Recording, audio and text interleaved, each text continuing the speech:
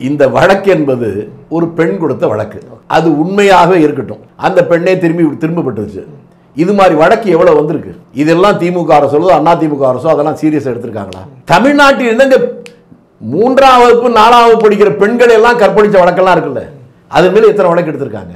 இது சரியா தவறா என்கிற விவாதத்துக்குள்ளே நான் போகல. இதை கேள்வி கேட்கிற எத்தனை பேர்கள் உத்தமர்கள்? ஒரு சினிமாவில் வர பாட்டு தான், நீங்கள் அத்தனை பேரும் உத்தமர் தானா சொல்லுங்கள், உங்கள் ஆசை நெஞ்சில் கையை வைத்து சொல்லுங்கள் ஒரு பாட்டு. அது மாதிரி இதுவா இன்றைக்கு பிரச்சனை? உங்களை பார்த்து நான் கேட்கிறேன், எது நான் பிரச்சனைன்னு பார்க்கிறேன்னா, இப்போ நாங்கள் கூட்டணி கட்சியை சொல்றேன்னு நினைச்சுக்கிட்டாலும் நான் எனக்கு ஒன்றும் இல்லை. சமீபத்தில் ஒரு வெள்ளப்பெருக்கு வந்துச்சா தென்பண்ணி ஆற்றுல, அந்த ஆற்று வெள்ளம் வருவது 30-40 கிராமங்கள் பாதிக்கப்பட்டது. 16 கோடி ரூபாய்க்கு ஒரு பாலம் கட்டி திறந்து 3 மாசம் ஆகல, அது வெள்ளத்துல கரைஞ்சு போச்சு. அந்த வெள்ளம் எப்படி வந்துச்சு ஒரு யோசிச்சு பாருங்க. பெரிய மழை பெஞ்சது, ஒரு அணை முழு கொள்ளவே நேர்ச்சு, அதுக்கு மேல தேக்க முடியாது, அதனால அந்த அணையை திறந்து வைக்க வேண்டியிருந்துச்சு. அந்த வெள்ளம் வந்து போச்சு. அந்த அணை தான் சாத்தனூர் அணை. அந்த சாத்தனூர் அணை கட்டி 65 வருஷம் ஆகுது. 65 வருஷம் ஆனதுக்கு பின்னாலேயும் முழு கொள்ளளவு தண்ணீர் நிரம்புற போது கூட அப்படியே ஸ்ட்ராங்கா நிக்குது.